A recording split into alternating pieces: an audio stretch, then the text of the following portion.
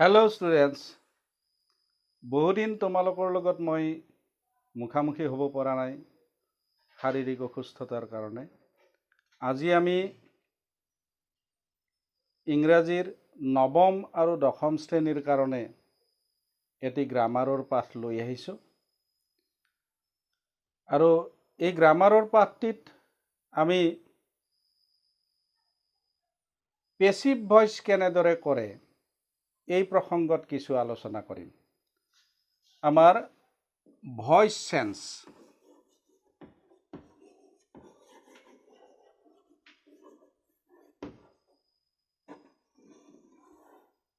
ইয়াক আমি কৈছোঁ বাচ্য পৰিৱৰ্তন।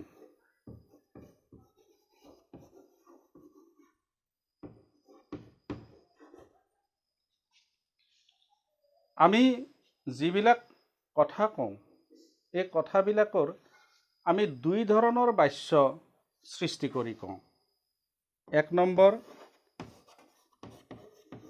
এক্টিভ ভইচ, যাক অসমীয়াত কৰ্তৃবাচ্য বুলি কোৱা হয়, আৰু দুই নম্বৰ পেচিভ ভইচ।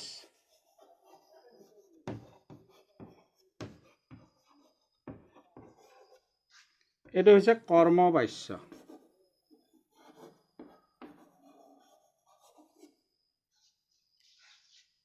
সাধাৰণতে আমি এটা এক্টিভ বাক্য পেচিভ বাচ্যলৈ পৰিৱৰ্তন কৰিবলৈ হ'লে এক্টিভ বাক্যটোৰ অবজেক্ট এটাৰ প্ৰয়োজন হ'ব। আৰু আমি এই কথা জানো যে ভাৰ্ববিলাক দুই প্ৰকাৰৰ। ভাৰ্ববিলাক দুই প্ৰকাৰৰ, এটা হ'ল কৰ্ম থকা, আনটো হৈছে কৰ্ম নথকা। যিকোনো লেংগুৱেজৰ ক্ষেত্ৰতে আমি অসমীয়া ভাষাটো এইটো পাইছোঁ যে যিবিলাকৰ কৰ্ম আছে সেইবিলাকক সকৰ্মক ক্ৰিয়া বুলি কোৱা হয়। অৰ্থাৎ ইংৰাজী ভাষাত সেইটোক কোৱা হয় ট্ৰেনজিটিভ ভাৰ্ব।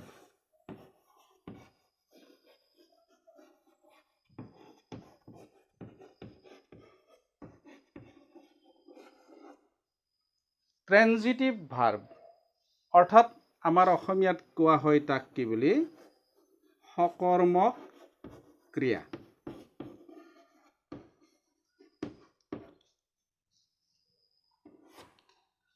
আৰু আনটো হৈছে ইনট্ৰেনজিটিভ ভাৰ্ব।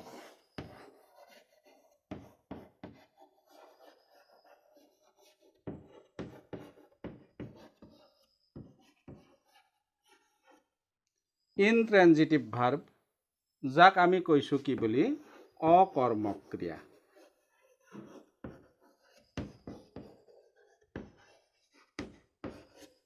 কোনো সাধাৰণ অৱস্থাত ইনট্ৰেনজিটিভ ভাৰ্ববিলাকৰ পেচিভ ভইচ কৰিব নোৱাৰি।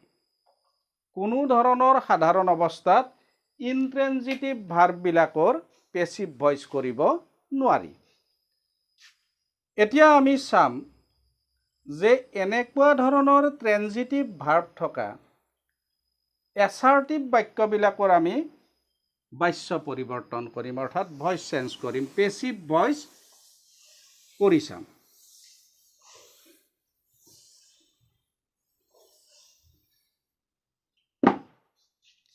আমি এটা এক্টিভ বাক্য লৈছোঁ, হি প্লেজ ক্ৰিকেট।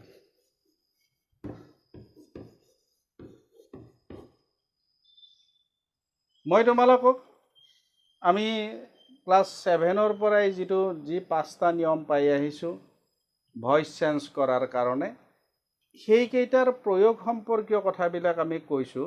নিয়মকেইটা দোহাৰিবলৈ প্ৰয়োজন নাই যদিও মই এবাৰ কৈ দিছোঁ যে প্ৰথমতে আমি এনেকুৱা এক্টিভ বাক্য এটাৰ অবজেক্টটো ছাবজেক্ট হিচাপে ব্যৱহাৰ কৰিম। দ্বিতীয়তে যি টেন্সত থাকিব সেই টেন্সৰে এটা বি ভাৰ্ব বা অক্সিলাৰী ভাৰ্ব ব্যৱহাৰ কৰিম। তৃতীয়তে মূল ভাৰ্বটো সদায় past participle ফৰ্মত ব্যৱহাৰ কৰিম।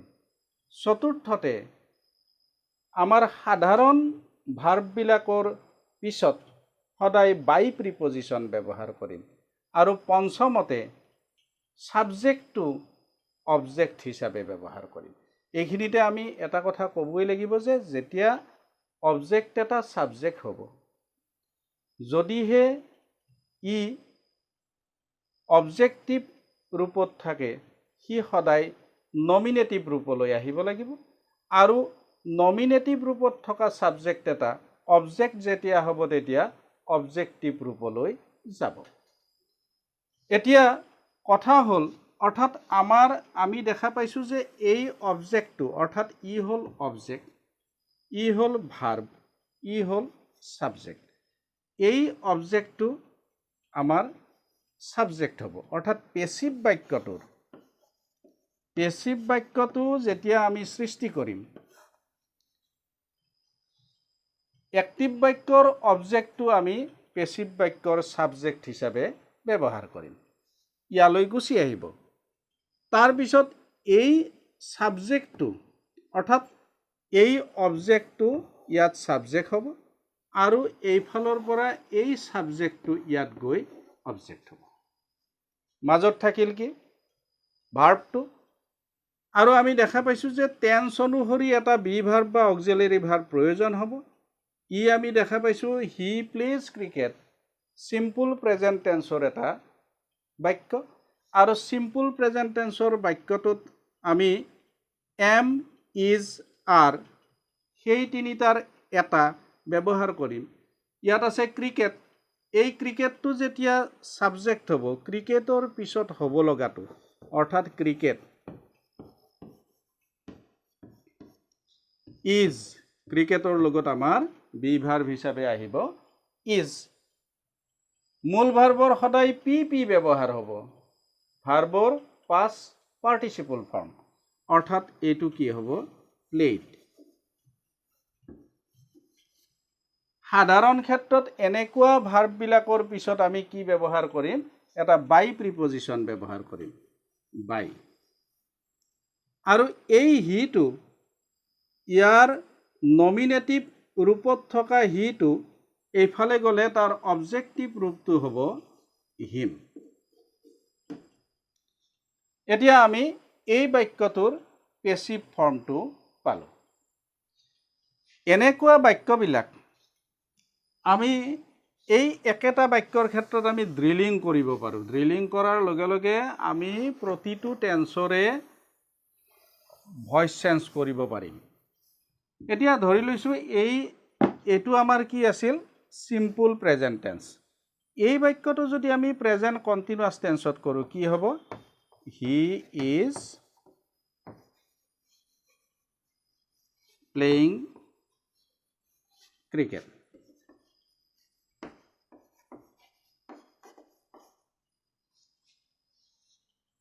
লাইকৱাইজ এই বাক্যটো আমি পেছিভ ভইচ যেতিয়া কৰিম কি হ'ব?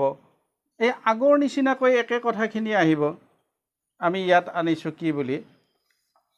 ক্ৰিকেট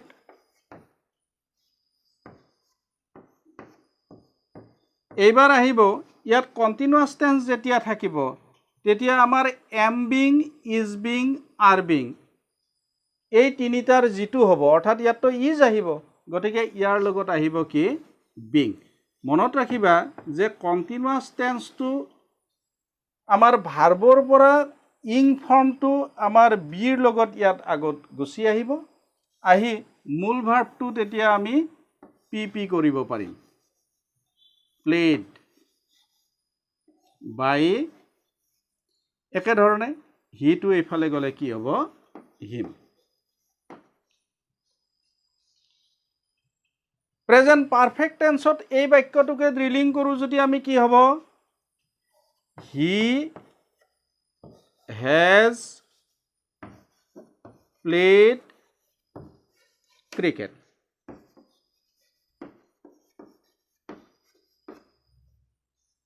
একেধৰণে আমাৰ ক্ৰিকেট আহিব আগলৈ, অবজেক্টটো সাবজেক্ট হ'ব ক্ৰিকেট।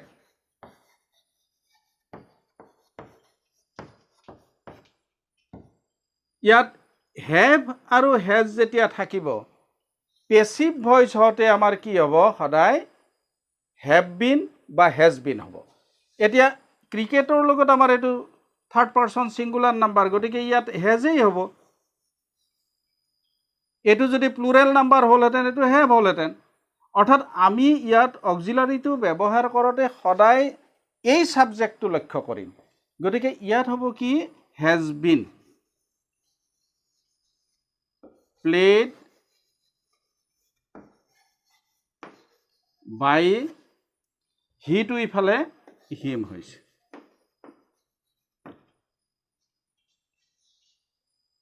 এনেকুৱা ধৰণে আসলতে আমাৰ প্ৰেজেন্ট পাৰফেক্ট কন্টিনিউয়াস টেন্সৰ ভয়েস চেঞ্জ খুব কমেই দেখা যায় আমি সিম্পল পাস্ট টেন্সৰ বাক্য এটা আমি দেখুৱাই দিছোঁ আৰু প্ৰেজেন্ট পাৰফেক্ট কন্টিনিউয়াস টেন্সতো নিয়ম অনুসাৰে যদি ভয়েস চেঞ্জ কৰিব লগা হয় তেতিয়াহ'লে তাত পৰিৱৰ্তনটো কি হ'ব হেজ বিন বিং আহিব কন্টিনিউয়াস টেন্সটোৰ কাৰণে হেতু বিং আহিব এই একে বাক্যকেইটা যেতিয়া আমাৰ সিম্পল পাস্ট টেন্স হ'ব সিম্পল পাস্ট টেন্সৰ পৰিৱৰ্তনটো কি হ'ব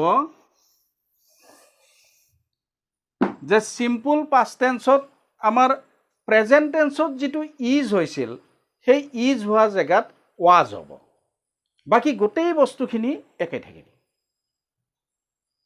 ফিউচাৰ টেন্সৰ ক্ষেত্ৰত কি হ'ব ফিউচাৰ টেন্সৰ বাক্যটো হি উইল একে বাক্যটো দেখুৱাইছো মই হি উইল প্লে ক্ৰিকেট এটো কি হ'ব ক্ৰিকেট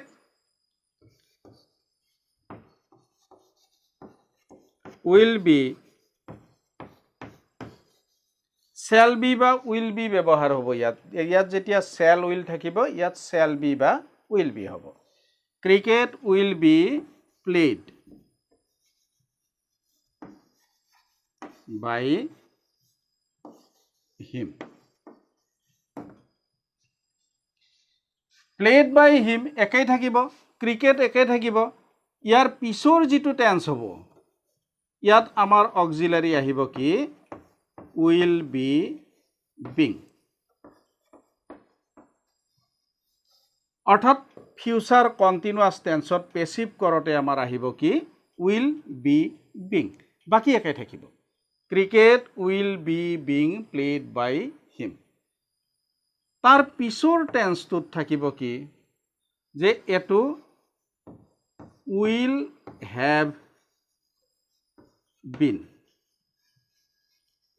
আমাৰ যেটো had been হৈছিলে যেটো has been হৈছিলে তাত আহিব কি will have been এটা কথা মনত ৰাখিবা তোমালোকে যে shall আৰু willৰ পাছত কেতিয়াও has ব্যৱহাৰ নহয় কেতিয়াও কোনো কালে has ব্যৱহাৰ নহয় shall আৰু willৰ পিছত আজি এতিয়া তোমালোকক মই assertive sentenceৰ ভয়েস চেঞ্জ কেনেদৰে কৰিব লাগে এই প্ৰসংগত কিছু কথা কলো তোমালোকে এনেকুৱা ধৰণৰ সকলো বাক্য assertive sentence বুলি আমি যিখিনি জানো বৰ্ণনামূলক বাক্য যেনেকুৱা বাক্য পোৱা তোমালোকে কৰিবা বিভিন্ন ধৰণৰ বাক্যবিলাক এই একে ধৰণে কৰি যাব পাৰিবা কেৱল মাত্ৰ এটা কথা তোমালোকক মই ক'ব লাগিব সেইটো হৈছে কি যে কেইটামান ভাৰ্ব আছে যিকেইটা ভাৰ্বৰ পিছত বাই নবহে তাৰে কেইটামান মই তোমালোকক উল্লেখ কৰিছো মই আটাইবিলাক কোৱা নাই ইয়াত